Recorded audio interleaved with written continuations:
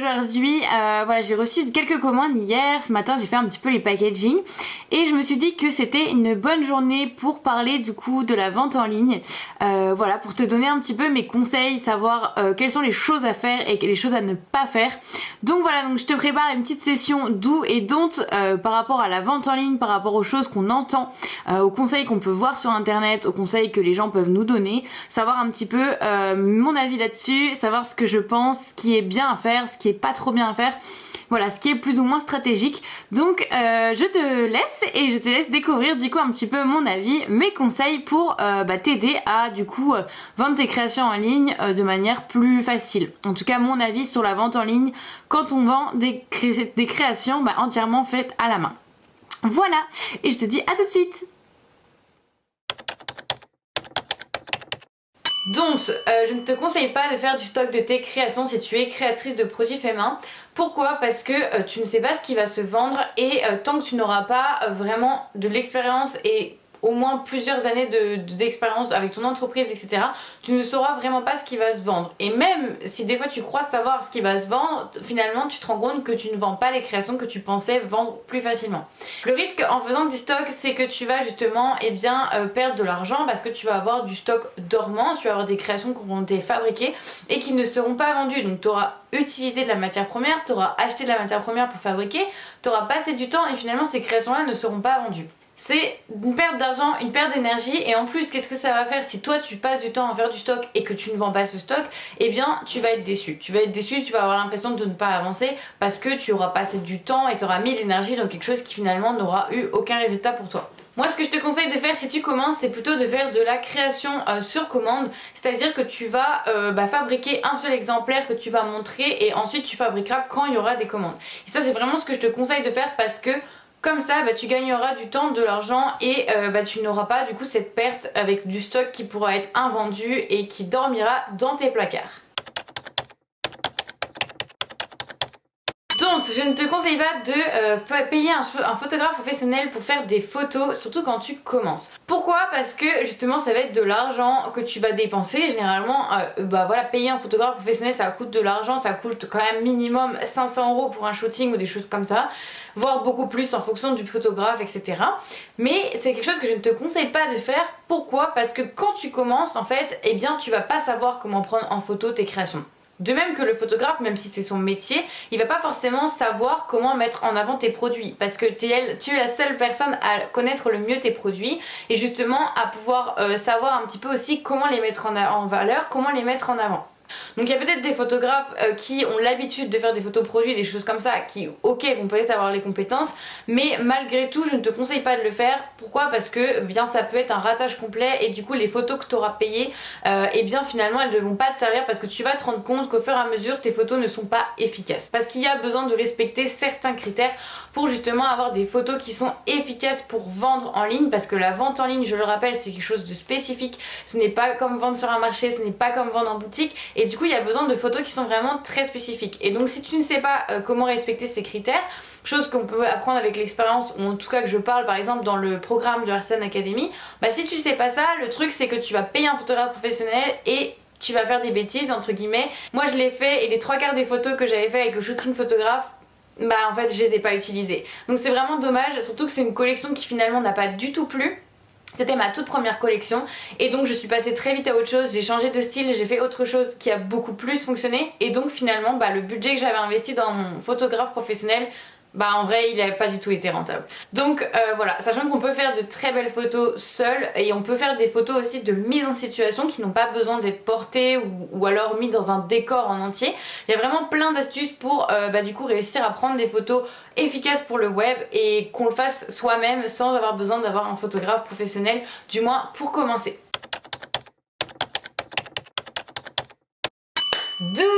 Développer son univers de marque à fond.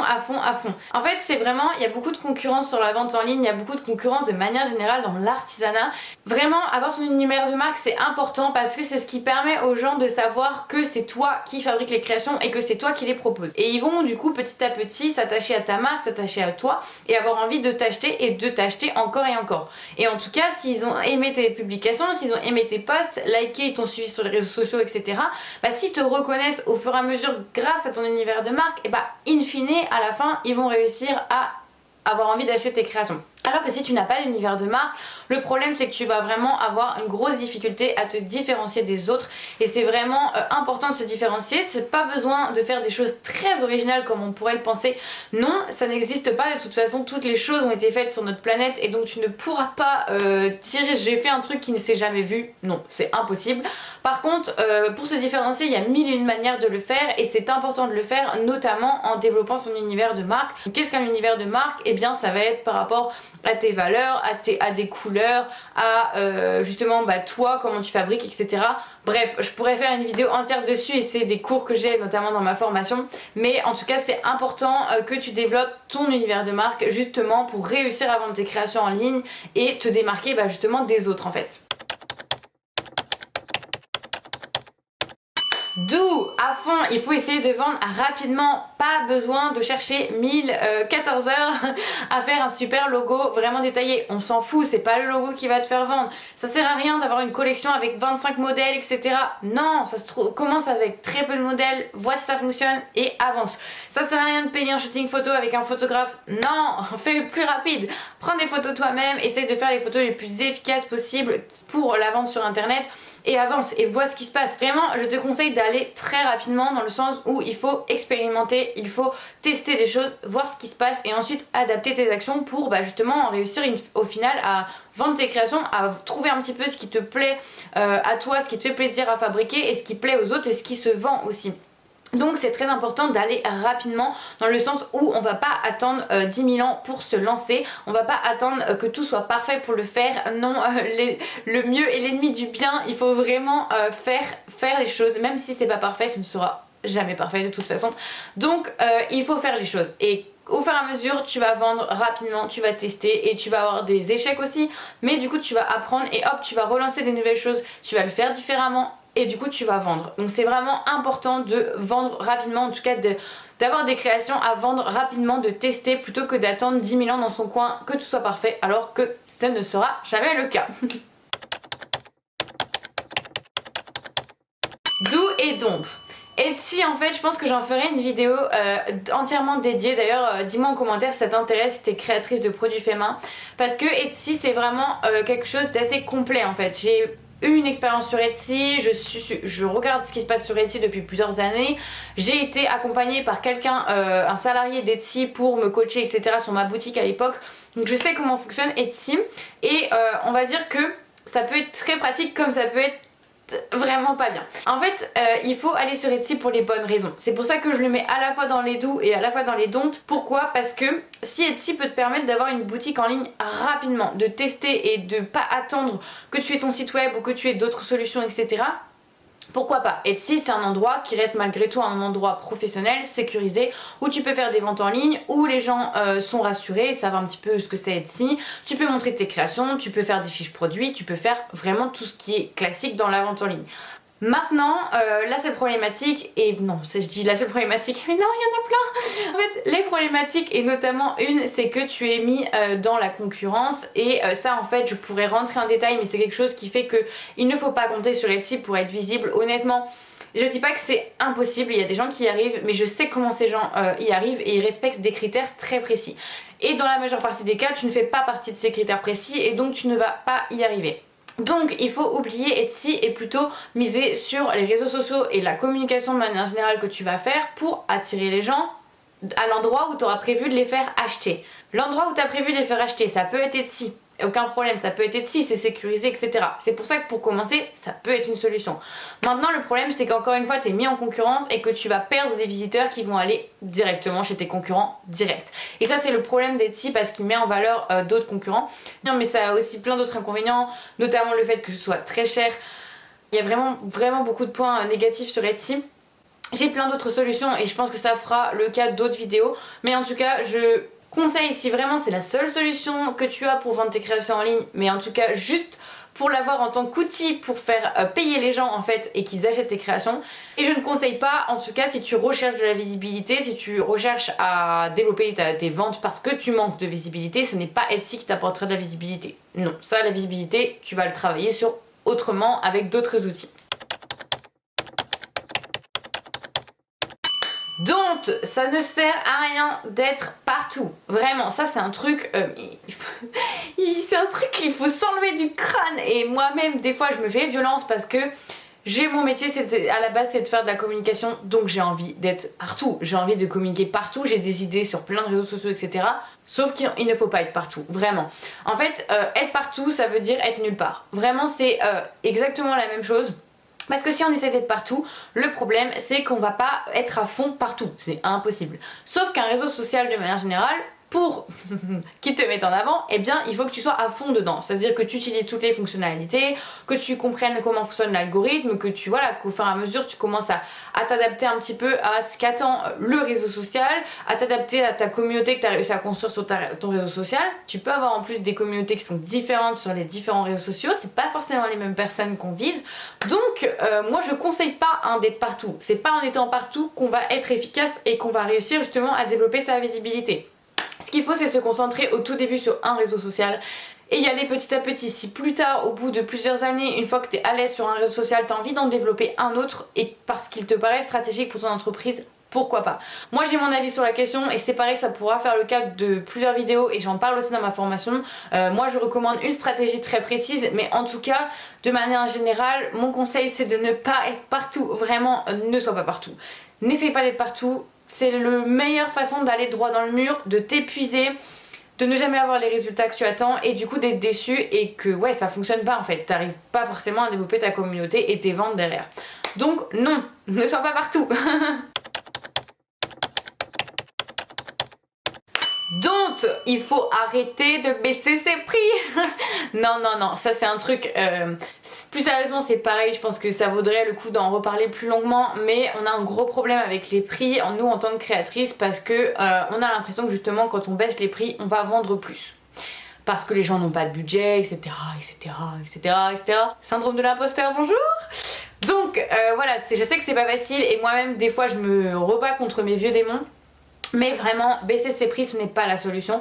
Pourquoi? Parce que, en fait, ça veut pas forcément dire que tu vas vendre plus. Ça peut dire que tu vends plus, effectivement, en quantité, sauf que qu'est-ce qui va se passer? Par exemple, vendre 10 créations à 10 €, c'est comme si tu vendais une seule création à 100 €. Une création à 100 €, tu auras besoin d'aller chercher un client. 10 créations à 10 €, il va falloir que tu ailles chercher quand même 10 clients. Donc il va quand même falloir que tu ailles convaincre 10 personnes d'acheter tes créations. Donc en fonction de comment tu es à l'aise en communication, de si ta communauté est développée, etc., il faut choisir la bonne stratégie. Aussi en fonction de ce que tu fabriques. Bien sûr, on va pas vendre la même chose à 100 € qu'à 10 €. On est d'accord.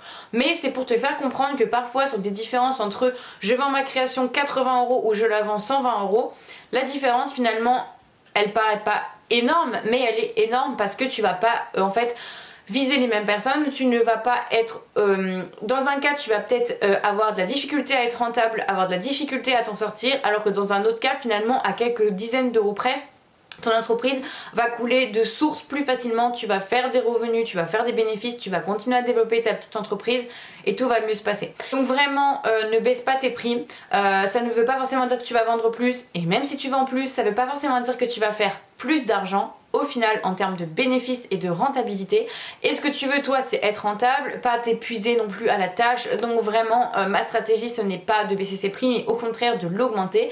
Après il faut pas l'augmenter n'importe comment et il y a certains critères à respecter. Ça je l'apprends aussi dans ma formation. Il faut que j'arrête de parler de ma formation. Mais effectivement j'apprends beaucoup de choses dans ma formation et des choses que je ne peux pas dire rapidement sur YouTube. Mais en tout cas voilà, sans rentrer dans les détails, il faut pas le faire n'importe comment, mais il y a plusieurs leviers qui te permettent d'augmenter la valeur de tes créations de manière crédible et en ayant confiance en toi en fait, en étant en total équilibre et en totale honnêteté avec tes clients. Mais en tout cas c'est à avoir en tête que baisser ses prix ça ne veut pas dire faire plus d'argent. Non. D'où il va falloir que tu montres ta tête. Alors ça je sais que c'est un gros problème, parce que en fait on aime consommer sur les réseaux sociaux, on aime découvrir qui se cache derrière les marques, on aime découvrir les créateurs etc nous-mêmes, sauf que on a du mal à se l'appliquer pour nous-mêmes. Parce que c'est pas facile, pourquoi c'est pas facile? Parce que déjà on a peur du regard des autres, ça c'est vraiment quelque chose sur lequel il faut travailler parce que le regard des autres il importe peu et dans le sens où en plus de ça nous on n'a pas 3 millions de followers en fait donc statistiquement on va avoir une petite communauté, et la communauté qu'on aura ce sera pas des gens malveillants, ce sera des gens qui seront bienveillants, ce sera des gens qui auront choisi de nous suivre, qui auront choisi de suivre notre travail. Donc vraiment la probabilité d'avoir des commentaires négatifs et des jugements, elle est... Alors peut-être que les gens vont avoir des avis dans leur tête, mais en tout cas de là à ce qu'ils te les partagent avec volonté de te nuire en te donnant des retours et commentaires négatifs, vraiment faut y aller, il faut avoir quand même beaucoup de followers pour arriver à ce stade là. Donc tu as de la marge, clairement. Donc finalement les retours que tu vas avoir, même si tu te loupes, même si tu bafouilles, même si t'es pas à l'aise, t'auras soit pas de retour, soit t'auras des retours d'encouragement, et j'en ai eu. Donc vraiment, faut pas avoir peur en fait du regard des autres dans le fait de montrer sa tête, dans le fait d'être en face caméra, le fait de faire des stories, de montrer, etc. Parce que, en fait, sans ça, vraiment, tu n'y arriveras pas. Ça, c'est un truc que je tiens à préciser parce que si tu ne montres pas ta tête, si tu ne montres pas qui est derrière, honnêtement, tu n'y arriveras pas. Il y a des exceptions, il y a toujours des exceptions, et je connais même des créatrices qui ne montrent pas leur visage, notamment une céramiste qui est très connue sur YouTube et qui ne montre jamais son visage. C'est une japonaise, on ne voit pas son visage, on voit uniquement, voilà, on la voit de dos, on voit ses cheveux, on la voit en train de fabriquer.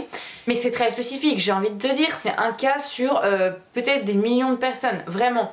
Donc, surtout dans l'artisanat, pour avoir du succès sans avoir eu besoin de montrer sa tête, mais honnêtement...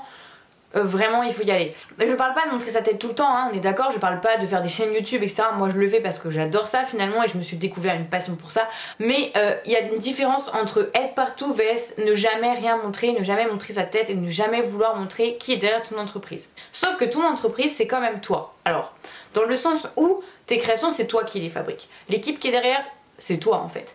Donc la personne finalement qui va être rémunérée, qui va être soutenue quand on achète tes créations, c'est toi en fait. Donc c'est important que les gens aient ça en tête et voient en fait que vraiment c'est toi qui fabriques tes créations, que c'est vraiment fait à la main, que c'est toi qui les fais, et qu'ils puissent aussi créer un lien avec toi, se connecter, avoir envie de suivre tes aventures, ton parcours, avoir envie d'acheter tes créations, pas seulement pour acheter le produit final tel qu'il est, parce que ça il faudrait arriver déjà à avoir un produit qui sort du lot, qui est vraiment différenciant et que tout le monde a envie d'avoir, vraiment, au-delà de la personne qui est derrière. Sauf que bien souvent on fait pas des produits super originaux, on fait pas des produits qui sortent du lot, c'est très compliqué honnêtement, ça c'est réservé à une toute petite partie de personnes. Sauf que du coup la majorité des créatrices, comme elles font pas des créations qui se différencient vraiment de fou par rapport à ce qui se fait dans le monde, eh bien il faut pallier avec le fait que c'est chaque créatrice qui est différente, c'est chaque créatrice qui a son propre entreprise, et c'est aussi pour ça que les gens du coup t'achèteront chez toi. Donc vraiment c'est un truc, il faut montrer sa tête. Je dis pas qu'il faut la montrer tous les jours, quoique en story c'est quand même super bénéfique, mais en tout cas il faut la montrer régulièrement, il faut pas avoir peur de montrer aux gens qui est derrière ton entreprise, et c'est vraiment super important. Do et don't. J'ai envie de dire do et don't, pourquoi? Parce que il faut quand même une certaine part de tendance pour que ça fonctionne. Mais ça veut pas dire qu'il faut fabriquer en fonction de ça. Je m'explique. En fait, il y a forcément des produits qui vont plus ou moins plaire en fonction justement des tendances, en fonction de ce qui est dans l'air du temps. La mode des années 80 n'est pas la mode des années 2020.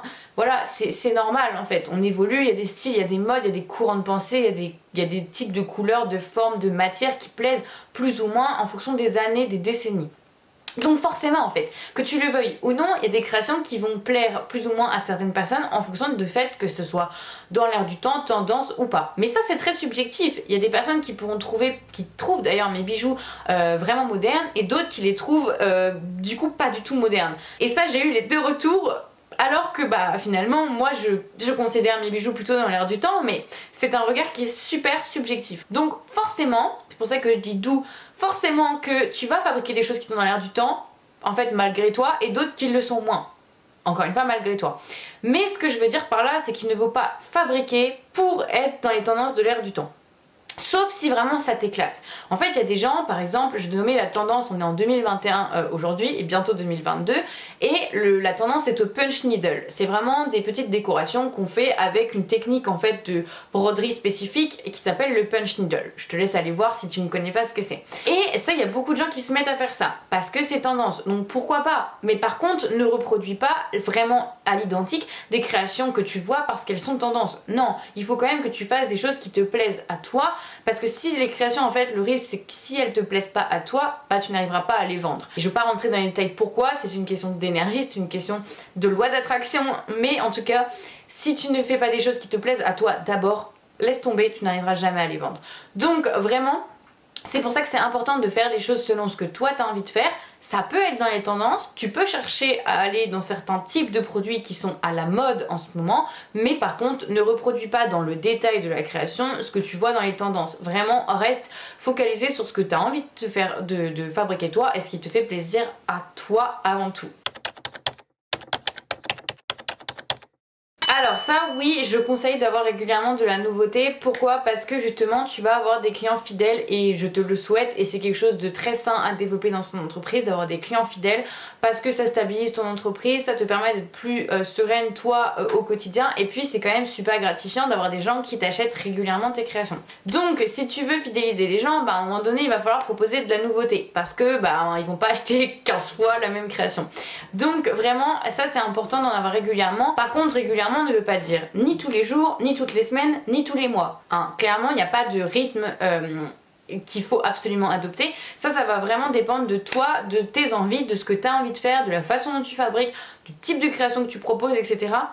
Donc là il y a plein de choses qui rentrent en jeu, mais vraiment je te conseille d'avoir quand même régulièrement de la nouveauté parce que si tu gardes toujours le même catalogue, le problème c'est que du coup tu ne vas pas apprendre de tes erreurs dans le sens où, comme je te l'ai dit tout à l'heure, tu peux avoir des créations qui plaisent plus ou moins et que tu arrives à mettre plus ou moins en valeur d'ailleurs. Et si tu restes du coup sur une collection pendant par exemple un an et qu'il se passe rien pendant un an, le problème c'est que tu n'auras rien appris si tu vends rien. Alors que si tu fais plutôt dans l'année plein de petits batchs de petites collections, et bien à chaque nouvelle collection que tu vas sortir, tu vas avoir des retours positifs ou négatifs, tu vas prendre du recul sur tes créations, sur ce qui plaît, tu vas prendre du recul sur comment tu les as fabriquées, bref. Il y a plein de choses sur lesquelles tu vas apprendre et évoluer et donc ce sera beaucoup plus positif pour toi. Et notamment sur Instagram. Là, la question reste en suspense, je ne dis pas ni do ni don't parce que je suis en train de faire le test.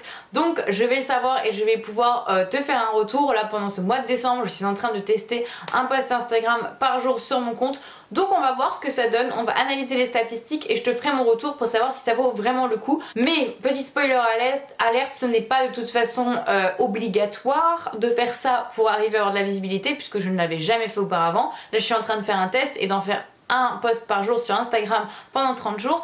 Mais en tout cas je te dirai quels sont les retours, si c'est positif ou si c'est négatif. Mais du coup ne t'inquiète pas, de toute façon ce n'est pas une obligation. Donc il y aura une vidéo YouTube qui sortira fin décembre avec justement ce retour d'expérience, savoir si ce challenge a été utile ou pas du tout sur mon compte Instagram. Donc ça va être intéressant pour toi je pense de découvrir et même pour moi parce que honnêtement j'ai ma petite idée mais je suis pas forcément sûre. Donc on verra. Voilà, je crois que sur ce tu as eu pas mal de conseils aujourd'hui pour justement avoir un retour d'expérience sur la vente en ligne, ce qui est bien à faire, ce qui est pas bien à faire. Il y a encore beaucoup de choses dont j'aimerais parler et n'hésite pas d'ailleurs si tu as des idées, si tu as des questions, si sur les sujets d'ailleurs dont j'ai parlé, tu as ton avis, tu as des questions par rapport à ça, etc. Et bien n'hésite pas à me mettre en commentaire de cette vidéo parce que c'est vraiment très chouette de partager nos expériences. Moi j'ai très envie de voir aussi quels sont le point de vue des autres personnes, donc n'hésite pas à mettre ton avis en commentaire et me dire un petit peu ce que tu as pensé de ces conseils. Et si aussi il y a des choses que tu as faites malheureusement que tu es tombé un peu dans le panneau, ne t'inquiète pas. On fait vraiment toutes des erreurs, là c'est vraiment pour te dire.